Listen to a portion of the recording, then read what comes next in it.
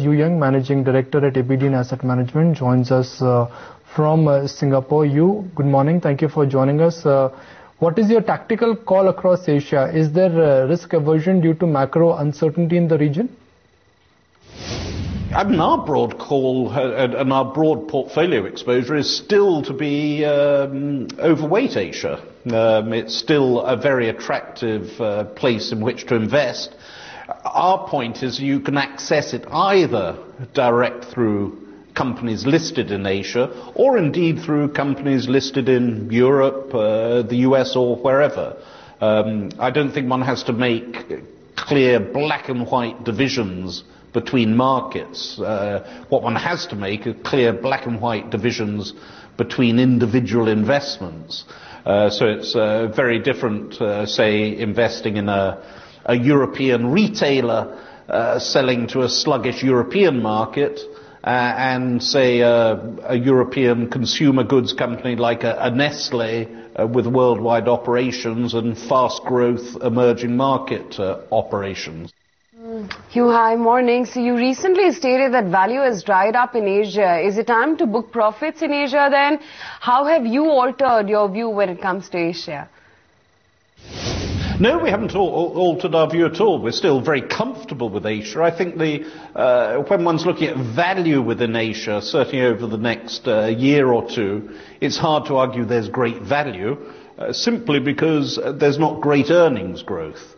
So in aggregate for our Asian portfolios, we're talking about earnings growth of under 10% and a valuation of about 14 times earnings. And it's hard to argue that's tremendous value. There are some tremendous companies within that, and certainly for people with a horizon longer than the next 12 to 24 months, I think there's some great opportunities because these are companies that will prosper and will do better as economic growth picks up again.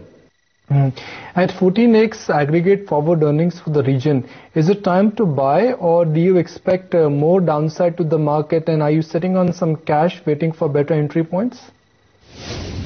Well, we're relatively comfortable accumulating at current levels 14 times earnings. We don't see earnings falling in aggregate. What we do see is earnings growth, the rate of earnings growth falling. So traditionally, throughout cycles, earnings in Asia have grown the best part of 15%, 15%. Now we're seeing, certainly over this period of a year, 2 years, 3 years, we're not sure how long it will be, earnings growth down at more like 7 or 8% growth. So that 14 multiple will, for example, come down to 13 to 12 and so on. It's quite reasonable, and should earnings growth pick up, again, back to the 15% level, buying today will prove to be a good investment, but it's only for investors, long-term investors with a decent time horizon, not for shorter-term speculators. Hugh, do you expect rates to rise in India anytime soon? I think rates could go up in India. There are certain things in India that one worries about, but then in a global context, we would expect rates to remain relatively low, but India's will continue. Hugh, what is your view on rupee?